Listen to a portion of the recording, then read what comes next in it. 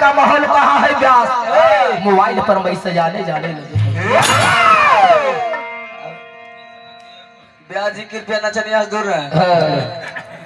तहर भाग अच्छा बा कि कुंदन जैसन उनको खुद नाल बात के पिंटू बाबा जैसन बेंजू वादक मिल गई रहे। आई पंकज भाई ये तो ऐसे कर है ऐसा जाके छाता यहाँ पर स्थान है तू जा ट्रेन के बोगी में जाके सफर कर दिल्ली पटना से तो तहर व्यवस्था सब मिल जाई। 300 कमैया पक्का छाका जैसन करत रहे रतन भाई। चलो बड़ा सुंदर गाना। हाँ लबर लबर बोल के लबर लबर बोल के दिखावे तेरे मल का, अरे लबर लबर बोल के दिखावे तेरे मल का, चाहे कैसे घुमचने के पीछे से फेंक दे तहरा के ललका। ए ब्याजी जितना ब्याजी कमरिया उतना तोर कमरिया है, छोड़ दो। हमार शरीर का आधा फाड़ दो ने तो एको वजन हम लोग नहीं होते। हेलो हेलो हेलो चलो बड़ा सुंदर सुंदर हमरा। हाँ कौन बात नहीं खे सब गाना के जवाब मिले वो तनी ठो काहे के बात बा इंतजार करी रहो।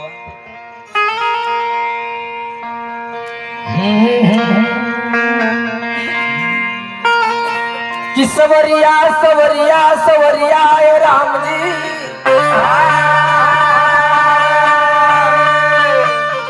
सवरिया सवरिया सवरिया अनुरे सवरिया सवरिया सवरिया ए राम जी सवरिया सवरिया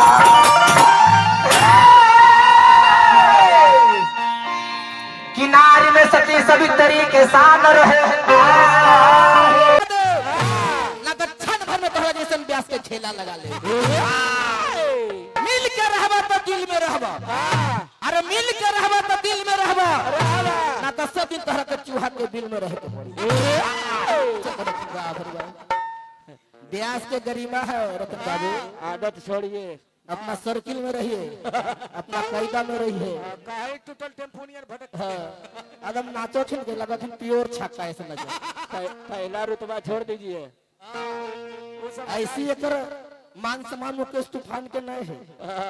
अरे नाचना तो अच्छा नाच करे के चाहे गाड़ी देवे के चाहे कोनो क्लास करे पड़ते तनी कंट्रोल में रह। गीत संगीत गावो नीमन बाड़े हम कहत नहीं नीमन बा, हम तोहरा के बारू कहत नहीं ना ना ना ना ना नीमन होई रहुआ। हां बहुत नीमन बा, बस खाली डिक्की मत हिलाई। जे दिन तो इतना आवाज में गा दबने रतन तेला पूरा साटा के बेना जितना हर मिल रहे ना दे दे पूरा वापस करके चल जाई सुबह। बात कहे जे दिन तू आवाज का अगर जोर लगा दे बता पीछे से धुआं फेंके लगी है।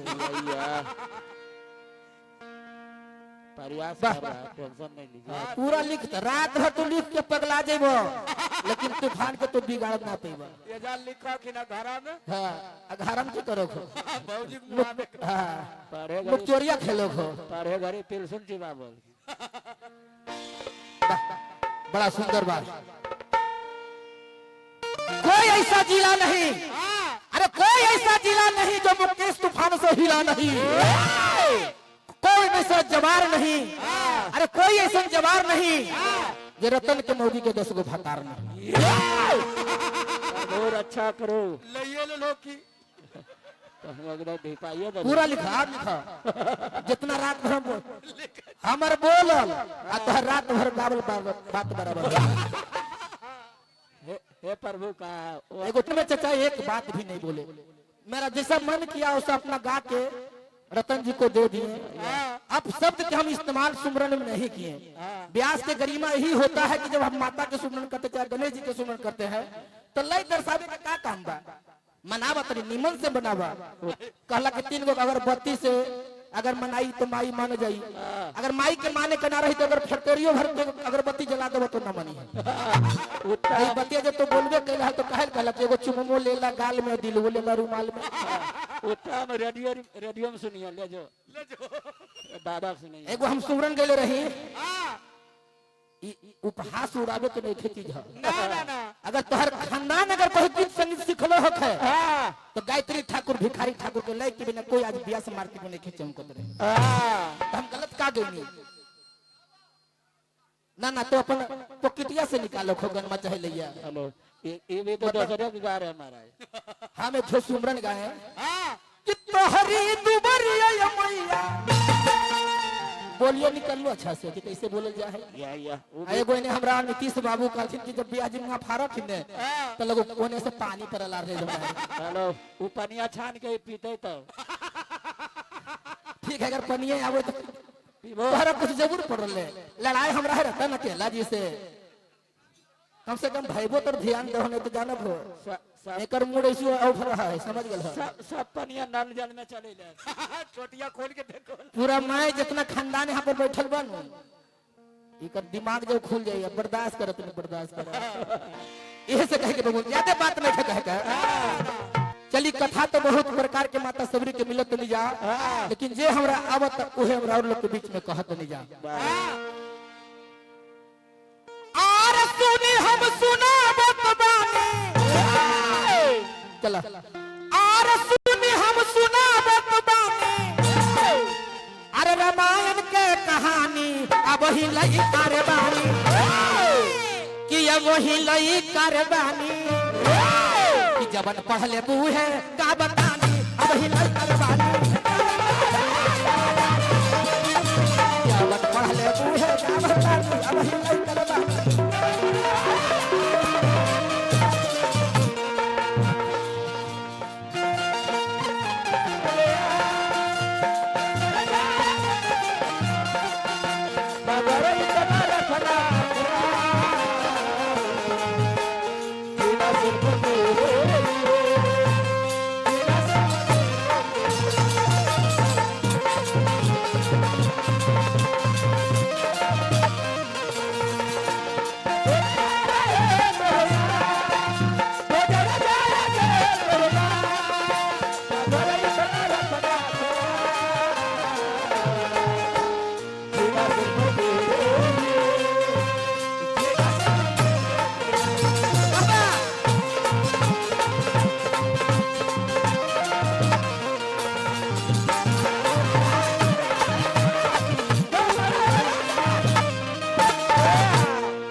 हेलो चलिए हमरा दशरथ ब्याह जी की तरफ से सैकड़ों रुपए के पुरस्कार मिल रहा है चलो नमस्कार धरती की जय जयकार है बबुआ यह से कहे के बबुआ कि बेदवा पुराना के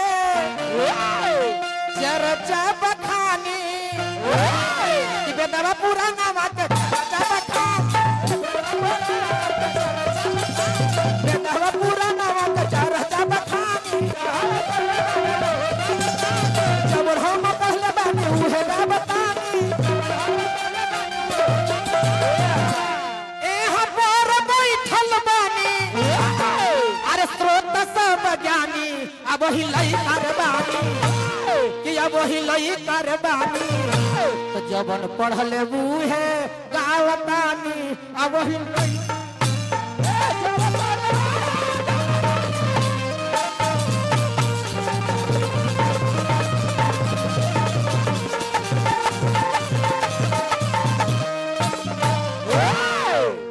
चलिए रामचरितमानस से कथा रही चचा बात उस समय के हो ऐसे तो अनेक प्रकार के प्रमाण मिलता लेकिन हम तो कुछ और कहो जब न ब्याह जी के समझ में आई अपना कही कहानी अगर पूर्व जन्म के कथा लिहल जाओ अगर माता सबरी के तो माता पूर्व जन्म में एक अप्सरा रहेली हाँ इंद्र भगवान के दरबार में सब केहू उपस्थित भइल रहे सभा लगल रहे जब वही समय विष्णु भगवान के आगमन भइल रहे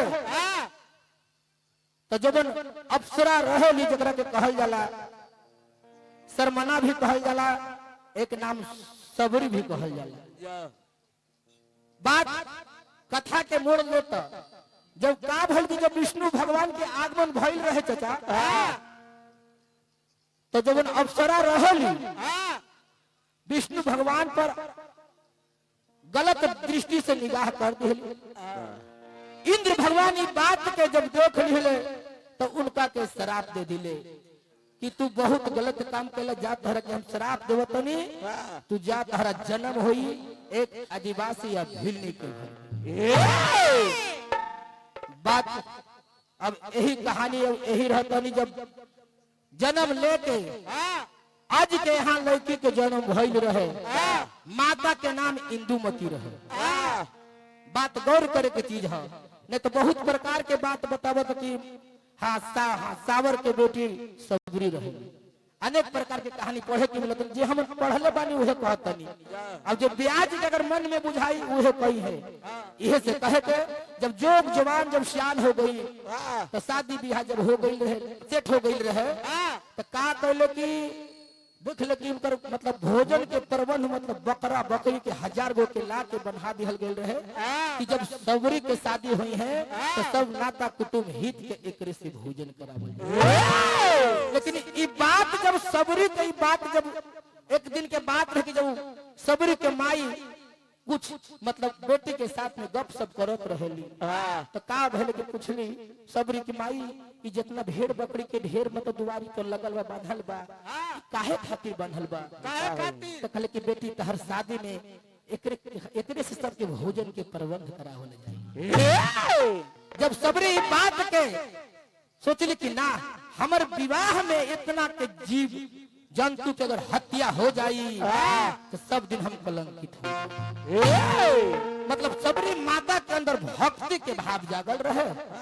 शादी जब बरियाती आबे बोला रहे चाचा, सबरी माई का कहले कि सब बकरा बकरी के छूटा छोड़ दिले आ जाके अपने जंगल की ओर चढ़ा।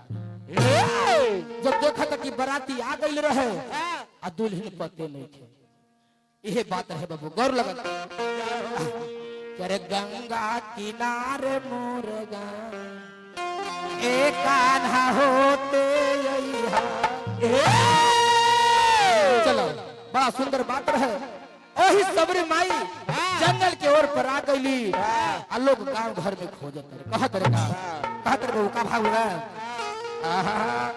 अरे रतिये में दुल्हन हो परैली कि ना जान कहाँ हो गई,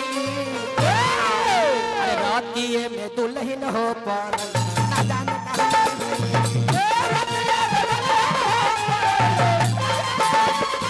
रतिये में दुल्हन हो पर ना जान कहाँ हो गई।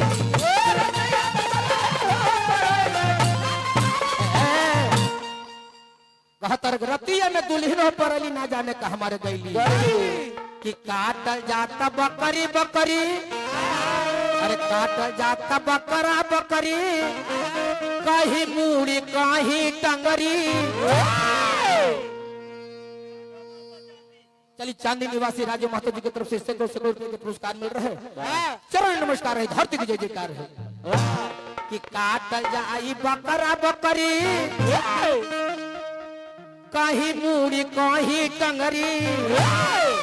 बबुआ कहा के बबुआ बड़ा सुंदर है बबुआ। अरे हमर देखे के मन हो घी नैली ना जाने का हमारे गई,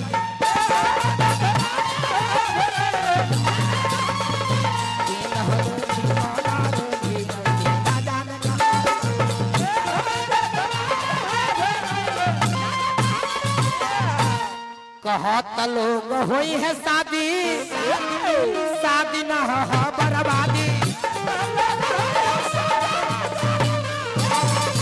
कहत होई है शादी, शादी न हो बर्बादी।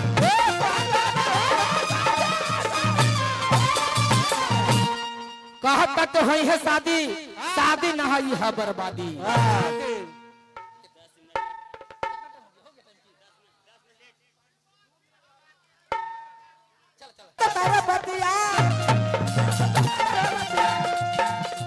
बाबू कंट्रोल करे के बाहर आर सोच तर रही रही छाना में, सोच तर रही रही छान में माता सबरिया सोच तर मन